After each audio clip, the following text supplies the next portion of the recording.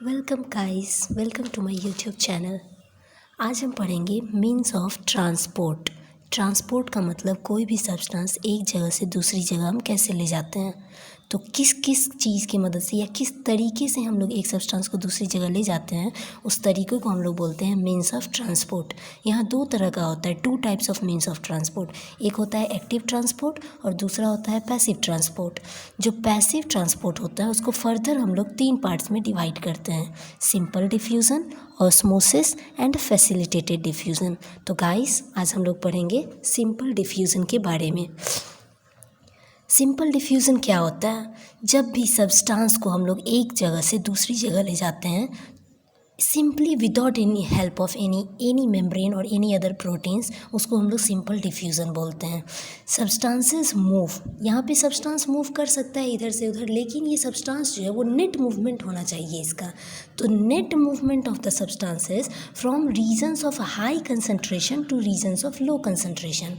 यहाँ concentration, high concentration और low concentration का मतलब क्या हुआ कि सॉल्यूट का पार्टिकल्स जहाँ पे हाई हो या सॉल्वेंट का पार्टिकल्स जहाँ पे हाई हो, वो हमेशा हाई पार्टिकल से या हाई कंसंट्रेशन से लो कंसंट्रेशन की तरफ मूव करेगा। ये सिंपल डिफ्यूज़न एक स्लो प्रोसेस होता है और इसमें एनर्जी एक्सपेंडिचर की कोई ज़रूरत नहीं होती है, no need of energy expenditure. इसका एक इम्पॉर्टेंट है, ये गैसेस में सबसे ज़्यादा होता है सिंपल डिफ्यूज़न, और इस लिक्विड में गैस के मुकाबले थोड़ा कम होता है और सॉलिड में सबसे कम होता है।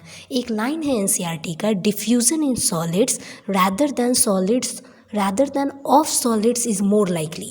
मतलब diffusion in solids rather than of solids is more likely. इसका मतलब ये हुआ कि सॉलिड के अंदर जो डिफ्यूज़न होगा वो जो है सो ज़्यादा होगा किसके मुकाबले, दो सॉलिड का डिफ्यूज़न। जैसे कि अगर हम लोग दो ब्लॉक्स ले लें, दो ब्लॉक्स ले लेते हैं, किसी मान लें एक पर्टिकुलर ब्लॉक्स ले लेते हैं हम लोग, वुड की, लकड़ी की दो ब्लॉक्स ले लेते हैं। दो वुड जो होगा, दो अलग अलग जो लकड़ी का ब्लॉक्स होगा, उसमें जो डिफ्यूज़न होगा वो कम डिफ्यूज़न होगा, मतलब ना के बराबर, नेग्लिजिबल डिफ्यूज़न होगा। लेकिन अगर एक ब्लॉक्स ले ले और एक ब्लॉक के अंदर में देखें डिफ्यूज़न, तो उसमें डिफ्यूज़न जो है सो बहुत ज़्यादा देखने को मिलेगा। तो diffusion in solids rather than of solids is more likely. Diffusion के बारे में और हम लोग प्रॉपर्टी जानते हैं, तो only means for gaseous movement with in the plant body. मतलब प्लांट बॉडी में सिर्फ यही एक तरीका होता है गैसियस मूवमेंट को, गैसियस सब्सटेंस मूव करता है प्लांट बॉडी में सिर्फ और सिर्फ सिंपल डिफ्यूज़न की मदद से। It is not dependent on a living system. मतलब सिंपल डिफ्यूज़न करने के लिए या डिफ्यूज़न करवाने के लिए हमको ज़रूरी नहीं है कि कोई लिविंग सिस्टम ही होना चाहिए। कैसा डेड भी सिस्टम हो तो नॉन लिविंग सिस्टम भी हो, उसमें से भी डिफ्यूज़न होगा।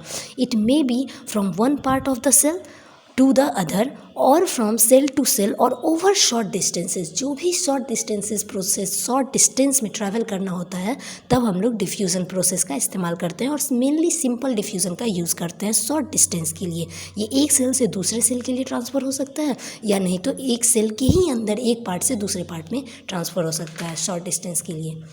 गाइस अब हम लोग देखते हैं फैक्टर्स अफेक्टिंग डिफ्यूज़न रेट्स। वो फैक्टर्स के बारे में अब हम लोग पढ़ेंगे जो डिफ्यूज़न के रेट को अफेक्ट करता है। इसमें कुछ फैक्टर्स दिए हैं, जैसे कंसंट्रेशन ग्रेडियंट। कंसंट्रेशन ग्रेडियंट का मतलब हुआ कि कंसंट्रेशन में डिफरेंस, ग्रेडियंट का मतलब ही होता है डिफरेंस।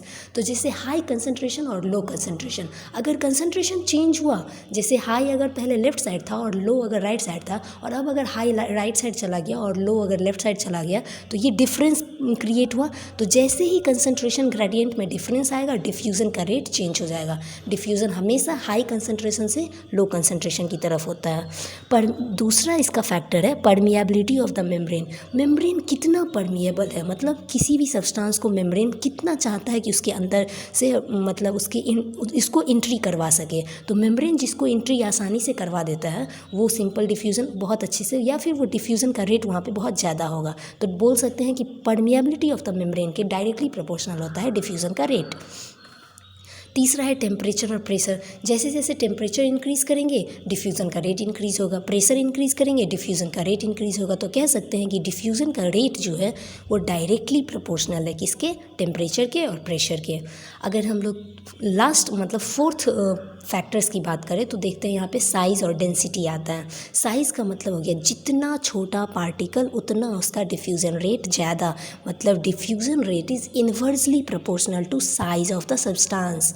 साइज़ अगर छोटा होगा तो डिफ्यूज़न का रेट क्या होगा, ज़्यादा होगा। और फिर लास्ट फैक्टर है solubility in lipids of the membrane, यानी कि हम जानते हैं कि हमारा प्लाज्मा मेम्ब्रेन किस चीज़ से बना होता है, लिपिड बाइलेयर से बना होता है। तो जो भी सब्सटेंस आसानी से सॉल्युबल होगा लिपिड में, जो लिपिड में जो आसानी से घुल जाएगा, वो सब्सटेंस आसानी से पार कर सकता है मेम्ब्रेन को, डिफ्यूज़ कर सकता है। तो ये जो डिफ्यूज़न रेट होता है वो डायरेक्टली प्रोपोर्शनल होता है solubility of the lipids of the membrane. Thank you guys.